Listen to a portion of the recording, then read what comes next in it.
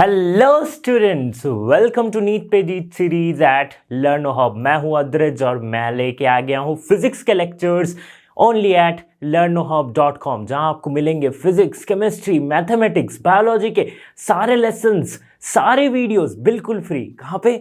Only at learnohub.com।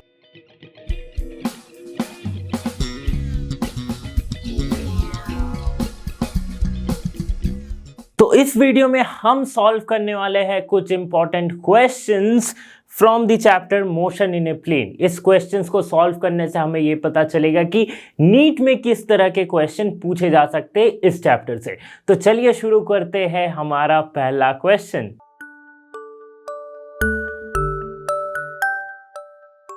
तो पहला question जो हमारे पास है वो क्या कह रहा है कि a ball is projected vertically upwards with an initial velocity.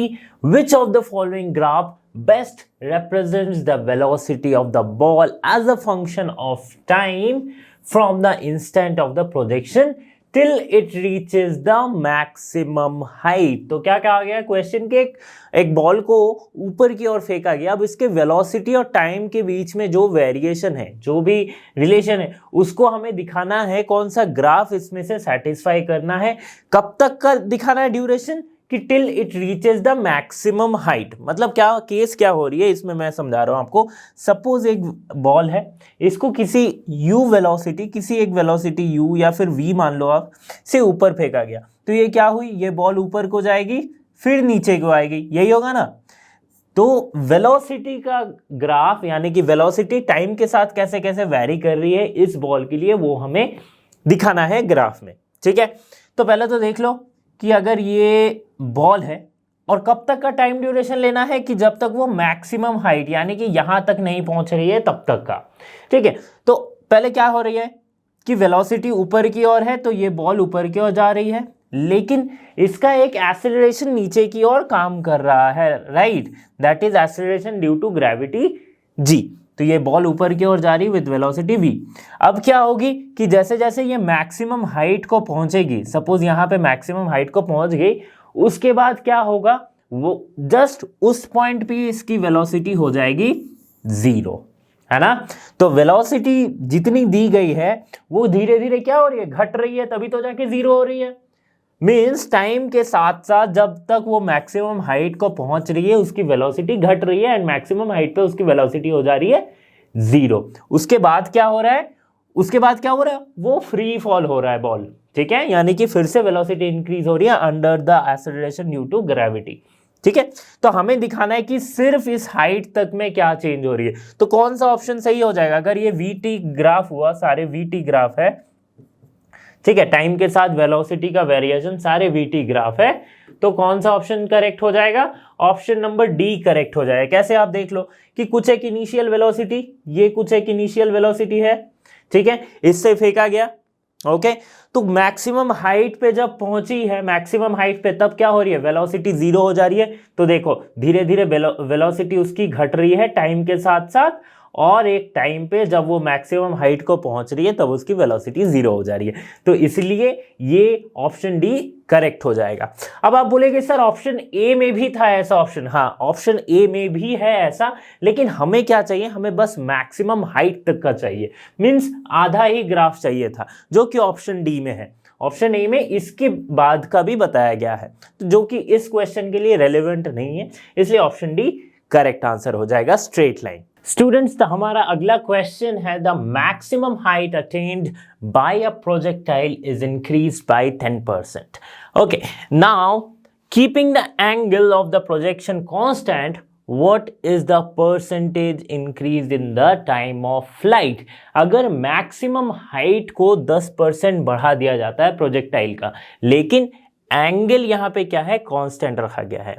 ठीक है, तो percentage increase in time of flight कितनी होगी? तो इस टाइप के क्वेश्चन के लिए ना हम किसके बीच में पूछा गया है? तो पहले तो देखो, हाइट 10% बढ़ाया गया, हमसे पूछा क्या है? Time of flight.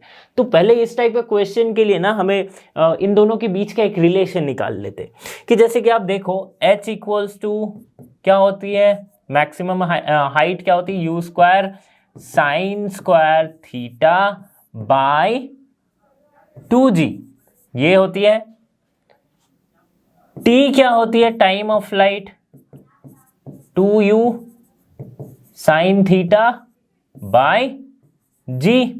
इन दोनों के बीच का रिलेशन आएगा कुछ। अगर मैं इसको स्क्वायर करूं तो क्या आएगा हमारे पास? 4u square sine square theta by g square.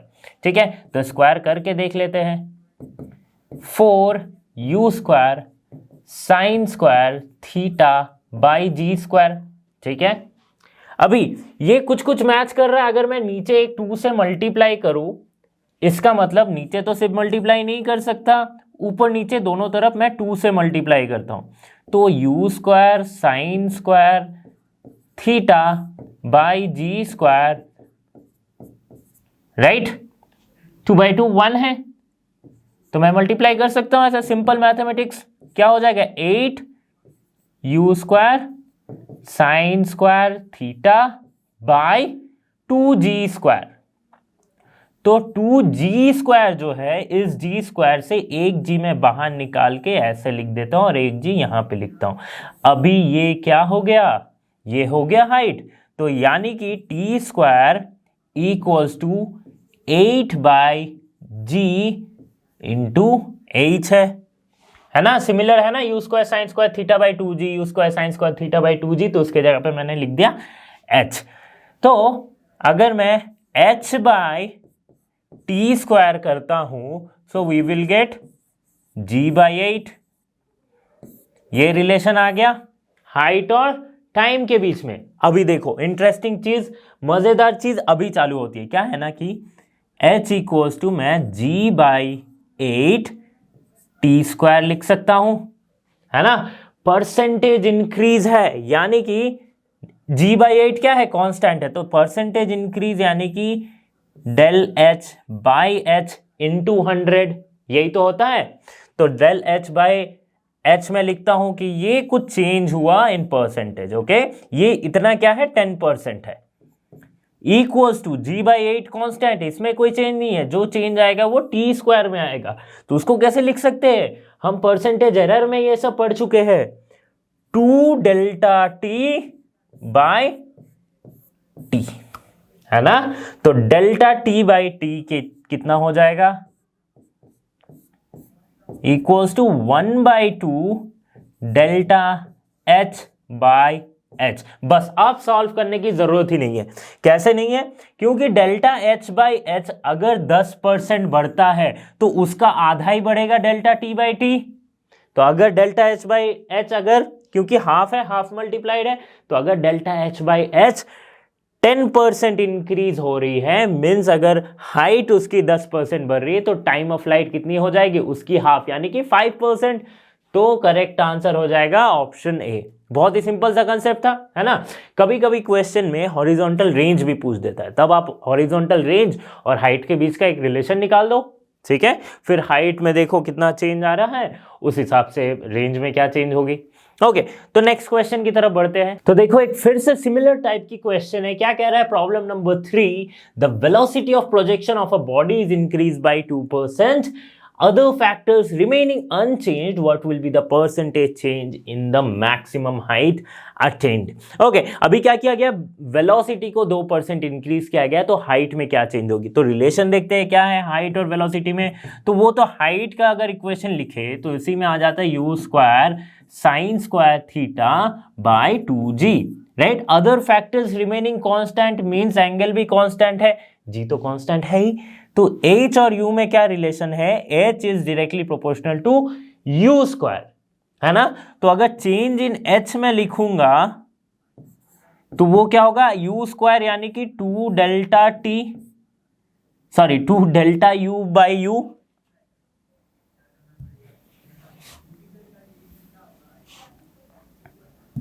है ना, 2 डेल्टा u बाई u। ठीक है, अभी अगर u चेंज होता है 2% तो हाइट कितना चेंज होगा? इसका दुगना चेंज होगा, यानी कि अगर u delta u by u अगर 2% है तो डेल्टा h बाई h कितना हो जाएगा? 4%। ओके, कौन सा आंसर टिक लगाएंगे? ऑप्शन सी टिक लगा देंगे।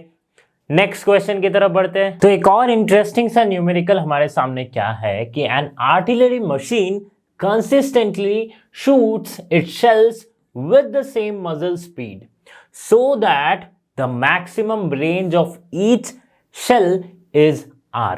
Okay, maximum range दी हुई है. To hit a target which is at a distance R by 2 from the gun at the same level, the elevation angle of the gun should be. इसका मतलब क्या है? एक artillery machine है, जैसे कि एक मशीन गन होती है, तो उसकी जो शेल है उसकी मैक्सिमम रेंज है R. ठीक है.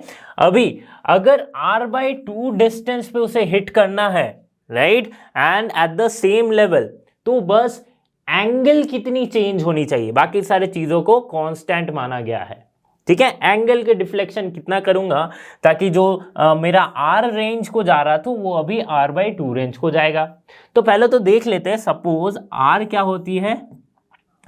U square sine 2 theta by g. Suppose initially velocity दी गई है u और रेंज r को जाने के लिए उसकी एंगल ऑफ एलिवेशन है सपोज थीटा. ठीक है. अभी क्या कर रहे हैं? एलिवेशन चेंज कर रहे हैं, राइट. एलिवेशन कितना एलिवेशन चेंज करेंगे वही तो निकालना है. तो सपोज वो जो एलिवेशन चेंज कर रहे हैं यानी कि एंगल चेंज कर रहे हैं, तो नया एंगल जो है उसे फाई मान लेते हैं. ठीक है. कुछ भी आप एक्स भी मान सकते हो, कुछ भी मान सकते हो, मैंने फाई मान लिया. तो नया रेंज क्या है? R by 2 है. उसके लिए बाकी सारे चीजें कांस्टेंट है, बट एंगल ऑफ एलिवेशन हम चेंज कर रहे हैं ना. एलिवेशन चेंज कर रहे हैं तो 2 फाई हो जाएगा. ठीक है. By ji. R को क्या लिख सकते हैं? U square sine 2 theta by g, और नीचे एक 2 है तो 2g equals to U square sine 2 phi by g. ये एक लिख सकते हैं हम. अभी देखो यहां पे g कांस्टेंट है, कट गया. U square and U square constant है तो कट गया. तो एक थीटा और फाई के बीच का हमें एक रिलेशन आ गया. क्या रिलेशन आया? कि sine 2 theta by 2 equals to sine phi. अभी अगर हमें थीटा पता हो तो हमें फाई भी पता चल जाएगा. थीटा क्या पता है हमें? ऑब्वियसली पता है, क्योंकि यहां पे कहा गया है कि मैक्सिमम रेंज कब होती है? जब प्रोजेक्टाइल की angle of elevation is 45 degree. तो इस हिसाब से साइन 2 थीटा यानी कि sine 2 into 45 degree by 2 equals to sine 5 होनी चाहिए. ये क्या है? साइन 90. साइन 90 क्या होती है? 1 होती है. तो 1/2 इक्वल्स टू साइन 5. अब 1/2 कौन से साइन की वैल्यू होती है? कौन से एंगल की वैल्यू होती है? साइन एंगल की. तो साइन 30 डिग्री की वैल्यू होती है. Equal to, sorry, this will be sine 2 है ना. साइन 2 है हर जगह. साइन 2 ठीक है. तो sine 2 equals to sine 30 degree. इसका मतलब 2 क्या हो जाएगा? 30 डिग्री. तो सिर्फ फाई कितनी हो जाएगी? 15 डिग्री, है ना. 2 अगर 30 डिग्री है तो 15 डिग्री. तो ऑप्शन ए हो जाएगा करेक्ट आंसर. सिंपल सा क्वेश्चन था, है ना. बस रिलेशन आप निकालते जाओ. सोचना कहां से है? पहले R था, अभी R by 2 हुआ. R और R by 2 का वो वैल्यू पुट करो, थीटा और फाई का के बीच का रिलेशन निकालो, बस हो जाएगा, है ना. और एक चीज दिमाग में रखनी है क्या? कि maximum angle of a projectile और maximum range of a projectile कब होती है? जब उसकी एलिवेशन होती है 45 डिग्री. ओके, नेक्स्ट क्वेश्चन की तरफ बढ़ते हैं. नेक्स्ट क्वेश्चन, ये थोड़ा सोचने वाला क्वेश्चन भले ही छोटा सा लग रहा है, लेकिन सोचना क्या है यहाँ पे. क्वेश्चन क्या कह रहा है? The path of one projectile as seen from the another projectile is straight line, parabola, hyperbola और अ सर्कल. मीन्स एक प्रोजेक्टाइल की जो पाथ है वो अगर दूसरे प्रोजेक्टाइल को देखेंगी तो उसे क्या महसूस होगा. एक बार और क्लियरली समझाता हूं कि सपोज आप किसी प्रोजेक्टाइल मोशन में मूव कर रहे हो, ठीक है, और आपका कोई एक फ्रेंड वो भी किसी प्रोजेक्टाइल मोशन में मूव कर रही है. अब जब आप एक दूसरे को देखोगे तो आपको क्या फील होगा कि उसकी पाथ क्या होगी आपके रेस्पेक्ट में, है ना. आपके फ्रेंड की बात क्या होगी आपके रेस्पेक्ट में. तो वे ये पता करना है कि suppose there are 2 projectile motion, है ना. 2 प्रोजेक्टाइल है, ठीक है. अभी there is a person A, there is a person B, तो ए को बी का पाथ कैसा दिखेगा, यही क्वेश्चन पूछा गया। तो आप देखो, एक चीज देखने वाली बात यह है कि इसकी जो एक्सीलरेशन है वो क्या है, नीचे की ओर है ना।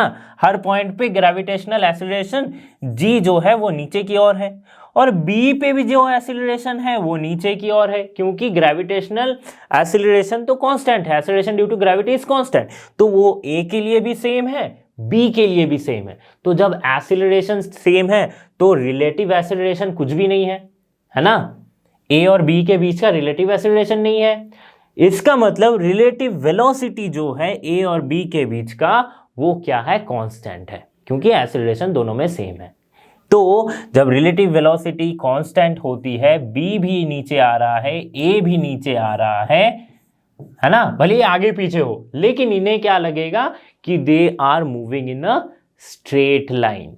तो ऑप्शन ए हो जाएगा करेक्ट आंसर, है ना। सिर्फ रिलेटिव अगर वेलोसिटी नहीं है तो क्या होगा, स्ट्रेट लाइन दिखेगी, रेक्टिलिनियर मोशन जैसा लगेगा, है ना। तो ये हो गया स्ट्रेट लाइन करेक्ट आंसर। तो अगला क्वेश्चन देख लो क्या कह रहा है कि the horizontal range and the maximum height of a projectile are equal. ठीक है, the angle of the projection of the projectile is, कितना एंगल क्या है, अगर हॉरिजॉन्टल रेंज और मैक्सिमम हाइट उसकी सेम है तो उसका एंगल ऑफ प्रोजेक्शन क्या होगा। सॉल्व करते हैं। तो पहले तो सुन लो कि रेंज की फॉर्मूला क्या लिखते हैं, रेंज को कैसे लिखते हैं, range R equals to u square sine 2 theta by g, ये रेंज लिखते हैं हम, करेक्ट।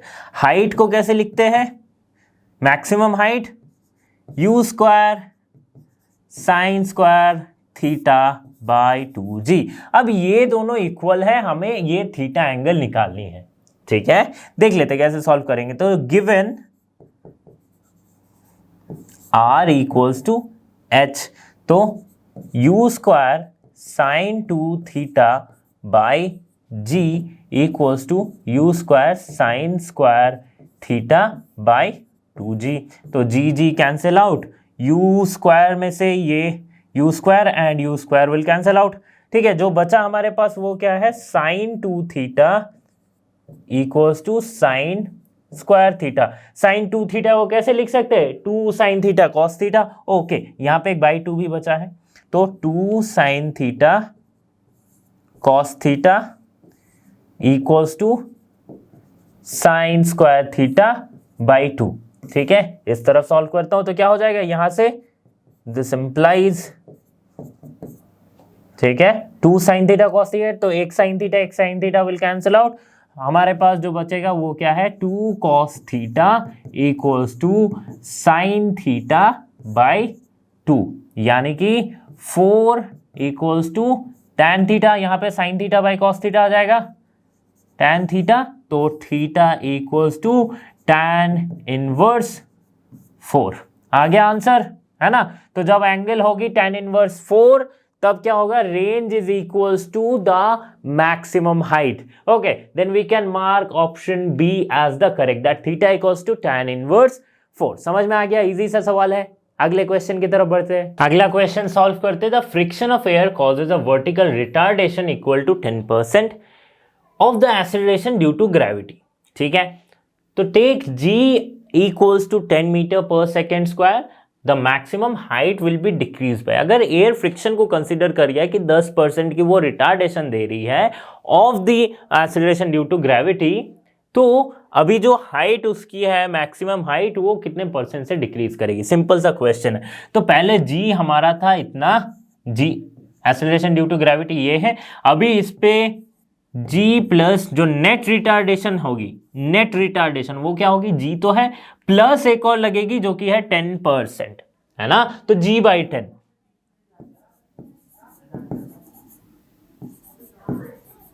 नेट रिटार्डेशन क्या होगी, g प्लस g बाई 10, यही तो होगी। कितना हो जाएगा, 10, यानी कि 11 बाई 10 g, ये अभी है नेट रिटार्डेशन। तो हाइट की फॉर्मूला क्या है, मैक्सिमम हाइट जो है वो क्या है, u square sine square theta by g. इसकी जगह पे नया वाला रिटार्डेशन पुट कर दो, है ना। तो नया वाले रिटार्डेशन अगर पुट करूंगा तो वो क्या हो गया, उसके लिए हाइट कुछ घटेगी तो उसे मानते हैं हम एच डैश। तो एच डैश क्या होगी, u square sine square theta, g के जगह पे पुट करूंगा 11/10g। इसका मतलब क्या आएगा, g इंटू 10/11, है ना, ऐसे तो लिख सकता हूं। तो जो नई हाइट होगी एच डैश वो क्या होगी, 10/11 इंटू एच, ये हो जाएगी। अभी हमें क्या निकालना है, percentage decreased in height. Okay, तो क्या कैसे निकालते हैं percentage decrease in height, percentage decreased in height कैसे निकालेंगे, simply height, maximum height minus नया वाला maximum height that is h prime m by h m into 100। यही तो, ऐसे ही तो निकालते हैं परसेंटेज डिक्रीज। तो h m minus h dash, तो एच एम को लिखते हैं मैक्सिमम हाइट जैसे था h m by h m minus h m dash by h m into 100, है ना। अभी देखो एच एम, ये एच एम है, ठीक है, मैक्सिमम हाइट की फॉर्मूला लिख रहा हूं। तो h m dash by h m क्या होगी, 10/11, और h m by h m तो ये 1 हो जाएगी, 1 माइनस 10/11 इंटू 100। ओके, यहाँ पे एक जीरो छूट गया है, अब लगा देना। तो टोटल आप करोगे तो कितना आ जाएगा, 9%, है ना। तो परसेंटेज डिक्रीज कितनी हो जाएगी, 9% हो जाएगी। ओके, कौन सा आंसर करेक्ट लगा देंगे, ऑप्शन बी को हम मार देंगे करेक्ट। ओके, नेक्स्ट क्वेश्चन की तरफ बढ़ते हैं। नेक्स्ट क्वेश्चन सॉल्व करते हैं, क्वेश्चन नंबर 8। ये क्या कह रहा है कि a ball rolls off the top of a staircase with a horizontal velocity u metre per second. Find if the speed are h, sorry, if the steps are h meter high and b meter wide, the ball will hit the edge of the nth step if n की value इसमें से कोई एक। ठीक है, question क्या कहना चाह रहा है, समझो पहले क्वेश्चन को, कि एक हॉरिजॉन्टल वेलोसिटी के साथ एक बॉल को रोल कर दिया गया, ठीक है, एक स्टेप से, सीढ़ियों से। तो सीढ़ियां कैसी होती, कुछ इस तरह से होती है ना, यहां से रोल कर दिया गया। अब ये जो बॉल है ये nth स्टेप के, सपोज ये वाली nth स्टेप है, इसके एज पे टकराएगी। ओके, अगर n की वैल्यू कितनी होगी तो इसके जस्ट एज पे टकराएगी। अभी दिया हुआ क्या है कि ये जो हाइट है ईच स्टेप वो क्या है h, और जो विड्थ है, चौड़ाई है, वो क्या है b दी गई है, ठीक है, b दी गई है। तो यहां से ये वाला nth स्टेप है ना, ये है nth स्टेप, यहां से यहां तक की डिस्टेंस क्या होगी, b plus b plus b plus b, है ना। तो कितना हम लिख सकते हैं, तो n इंटू बी, यहां से यहां तक की डिस्टेंस हो गई। वैसे ही हाइट कितनी हो जाएगी, जितना ns स्टेप से ऊपर सारे स्टेप में h हाइट है, तो टोटल हाइट कितनी हो गई, n इंटू h। ठीक है, अभी देखो ये वाली distance n into b distance travel करने में इस बॉल को कितनी टाइम लग रही है। अगर इसकी वेलोसिटी हॉरिजॉन्टल डायरेक्शन में u है, तो वेलोसिटी u है, डिस्टेंस हमें पता है nb, टाइम कितना लगेगा, t equals to nb by u, हो गया ना। अभी देखो nh अगर मैं निकालूं तो distance nh s equals to ut plus half at square, है ना। ut यानी कि initial velocity, initial velocity vertical direction में कोई इनिशियल वेलोसिटी है ही नहीं, जो है सब इस तरफ है।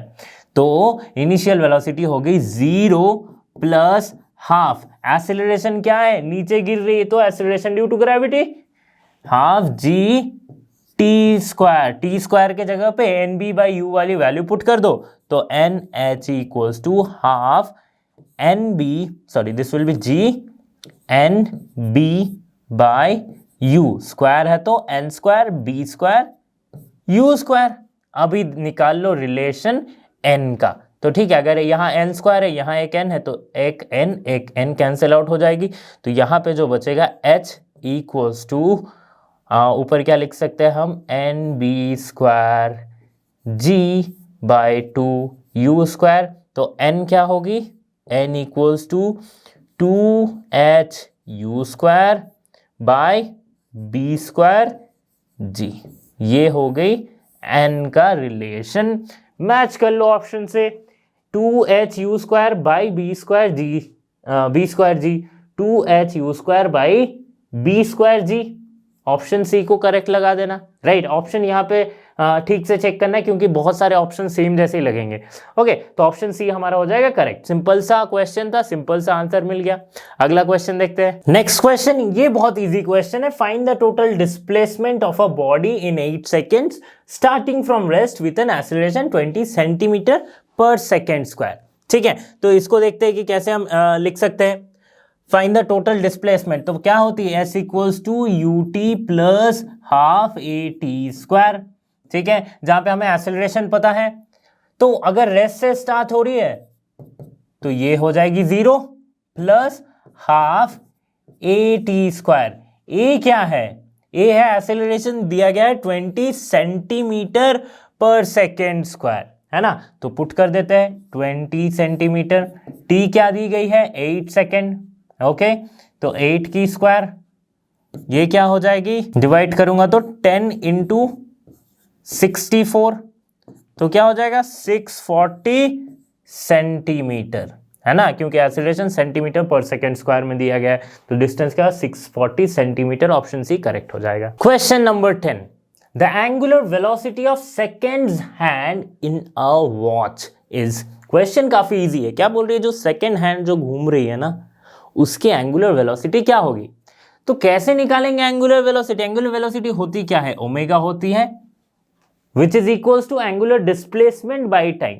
तो अगर मैं पूरे 1 मिनट का कंसिडर करता हूं, तो एक अगर सुई है तो वो 1 मिनट में, यानी कि पूरा एक रोटेशन कर रही है ना।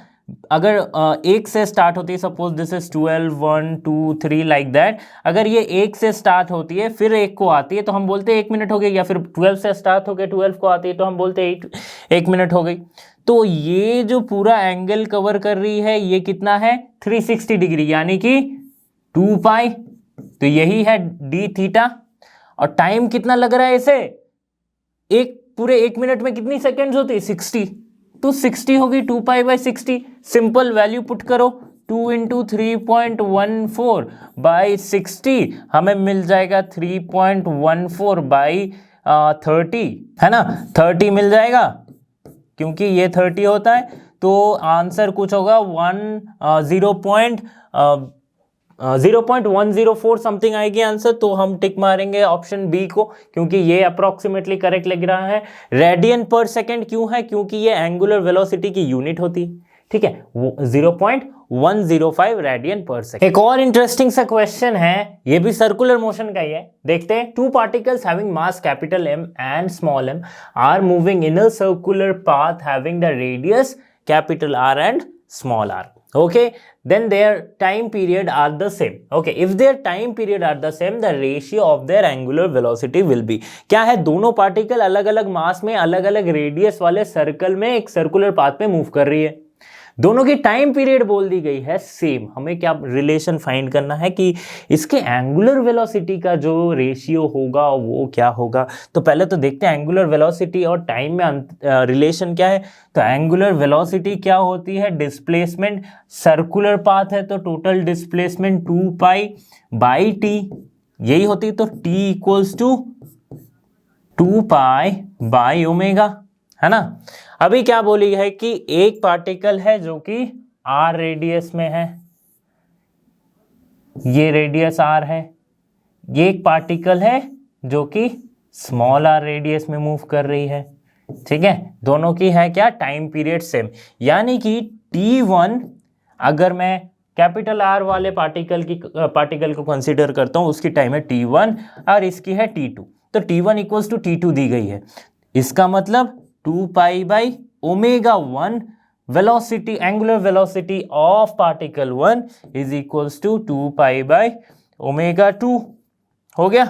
रिलेशन क्या आ रहा है हमारा, ओमेगा 1 इक्वल्स टू ओमेगा 2। इसका मतलब क्या होता है कि omega 1 by omega 2 equals to 1। तो इसकी रेशियो क्या आ जाएगी, 1 आ जाएगी। सिंपल सा बात है ना। तो अगर टाइम पीरियड सेम हो, दो पार्टिकल का भले ही अलग अलग रेडियस के सर्कुलर पाथ में मोशन कर रहा हो, तो उसकी एंगुलर वेलोसिटी भी सेम होती है। ओके, उसकी रेशियो क्या होगी, सेम हो जाएगी। नेक्स्ट क्वेश्चन क्या कह रहा है कि a particle is thrown vertically upwards, its velocity at half of its height is 10 metre per second, then the maximum height attained by it will B.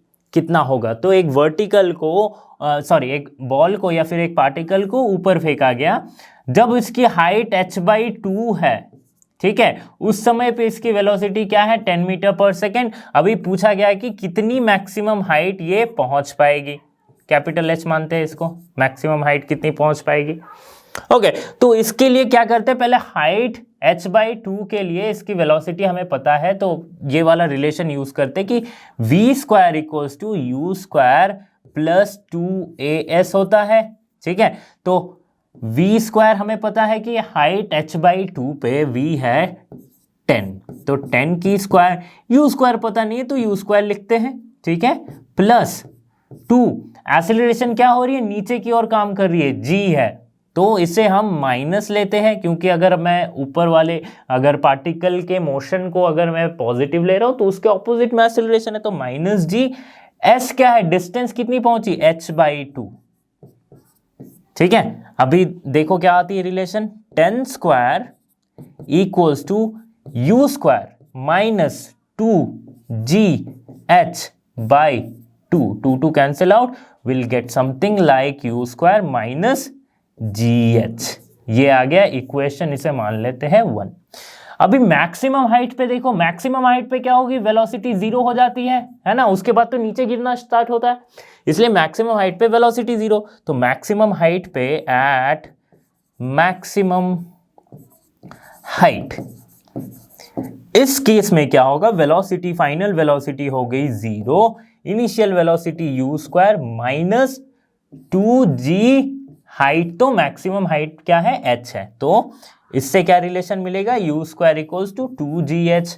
तो u² की वैल्यू इस वाली इक्वेशन में पुट करूंगा तो क्या आएगा, हमें मिलेगा 10² इक्वल्स टू u² के जगह पे मैं पुट करूंगा 2gh, 2gh माइनस gh क्या आ जाएगा, 100 इक्वल्स टू gh। तो अगर g की वैल्यू 10 है तो h कितना हो जाएगा, 10 मीटर, 100/10, 10 मीटर। आ गया आंसर। कौन सा ऑप्शन टिक लगाएंगे, ऑप्शन बी को टिक लगा देंगे, 10 metre. Question number 13, an aeroplane moving horizontally with speed 720 km per hour drops a food packet while flying at a height of 396.9 meter. ठीक है, the time taken by the food to reach the ground and its horizontal range is। क्या कह रहा है question कि चलो एक aeroplane है,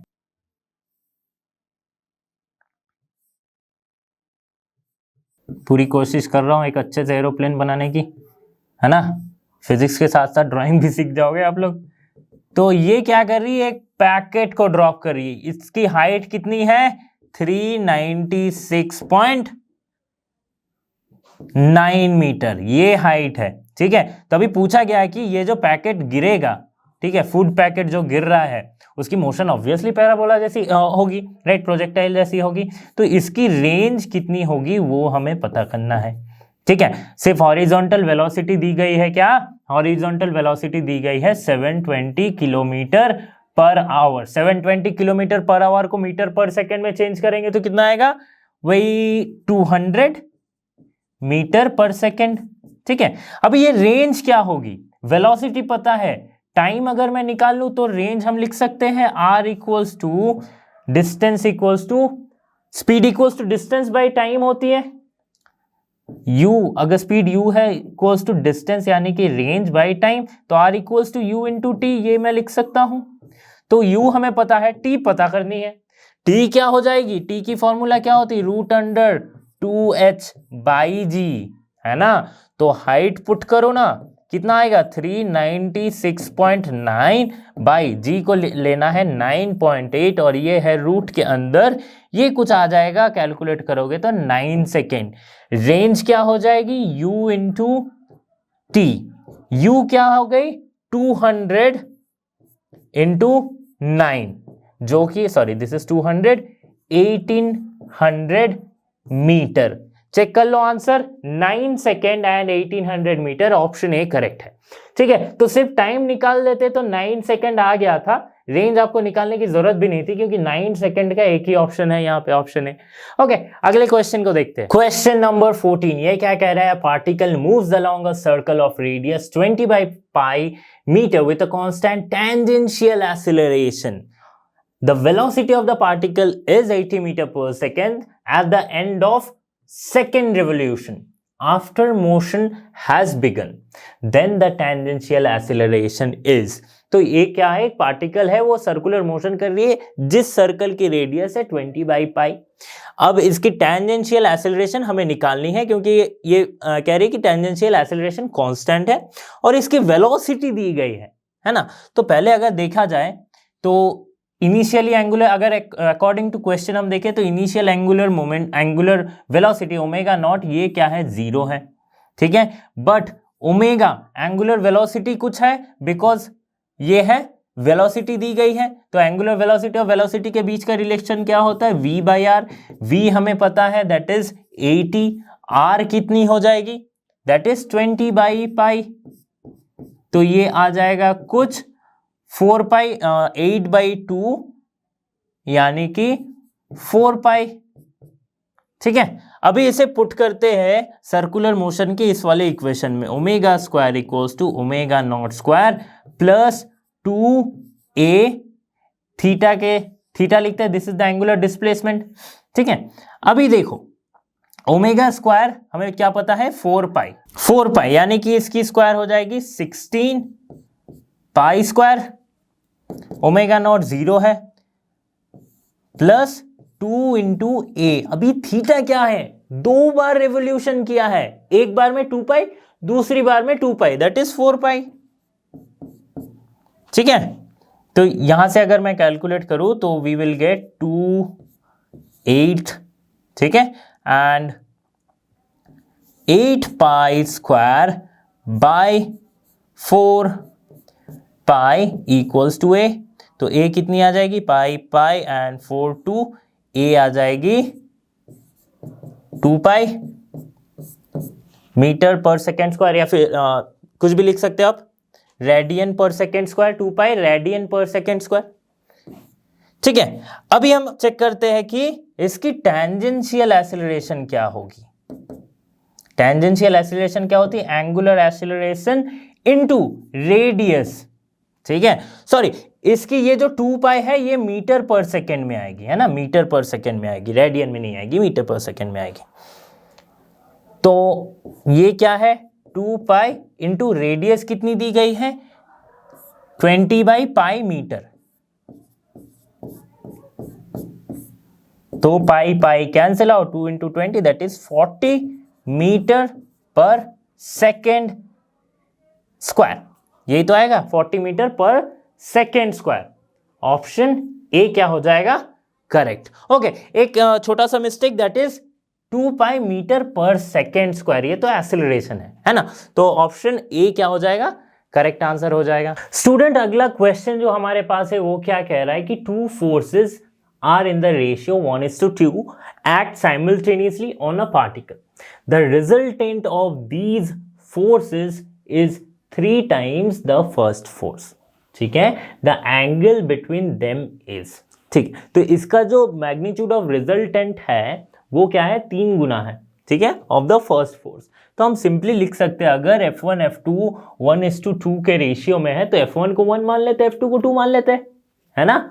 तो और इसकी जो रिजल्टेंट की मैग्नीट्यूड है, the resultant of this magnitude is 3 times, तो उसको 3 गुना मान लेते हैं, तो 3 is equals to root under, इसका रिजल्टेंट का मैग्नीट्यूड ऐसे ही लिखते हैं f1 square plus f2 square plus 2f1 f2 cos theta, है ना, यही तो होता है, विच इज इक्वल्स टू, अगर मैं दोनों तरफ स्क्वायर कर देता हूं तो 3 की स्क्वायर आ जाएगी 9 और ये हट जाएगा स्क्वायर से बाहर, that is f1 square plus sorry ये रूट के बाहर आ जाएगा f1 square plus f2 square plus 2f1 f2 cos theta.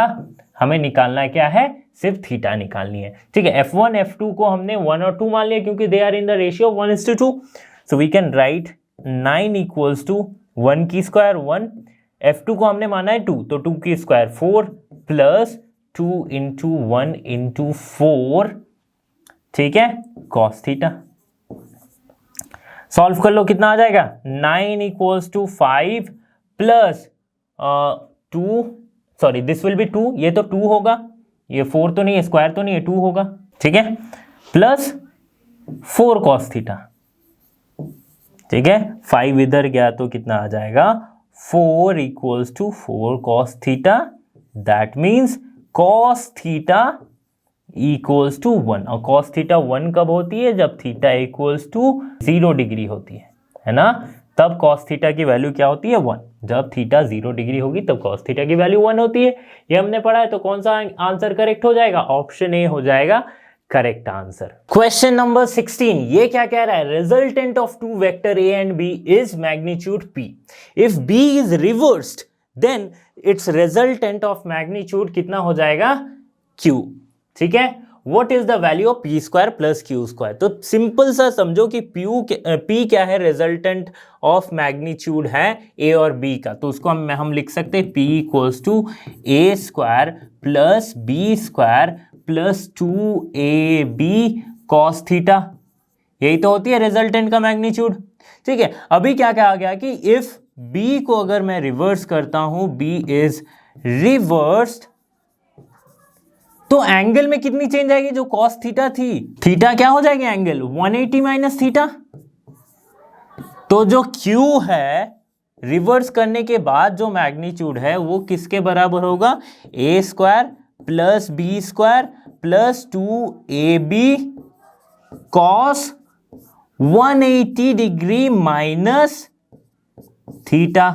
अब 180 माइनस थीटा की वैल्यू क्या होती है, cos 180 माइनस थीटा, यानी कि माइनस cos थीटा, तो इसे हम कैसे लिख सकते हैं, a square plus b square minus 2ab cos theta, है ना, ऐसे लिख सकते हैं। अभी क्या कहा गया कि p स्क्वायर और q स्क्वायर को ऐड कर दो, है ना, p स्क्वायर और q स्क्वायर को अगर मैं ऐड करूं तो क्या होगा, a square plus b square plus 2ab cos theta plus a square plus b square minus 2ab cos theta, तो ये 2ab cos थीटा, ये 2ab cos थीटा कैंसिल हो जाएगा, बचेगा क्या, 2a square plus b square, है ना, option कौन सा करेक्ट हो जाएगा, ऑप्शन ए हो जाएगा करेक्ट। तो स्टूडेंट्स यहाँ पे हमने सॉल्व किए हैं कुछ इंपॉर्टेंट क्वेश्चंस जो कि नीट के लेवल से, नीट के पॉइंट ऑफ व्यू से इंपॉर्टेंट है from the chapter motion in a plane.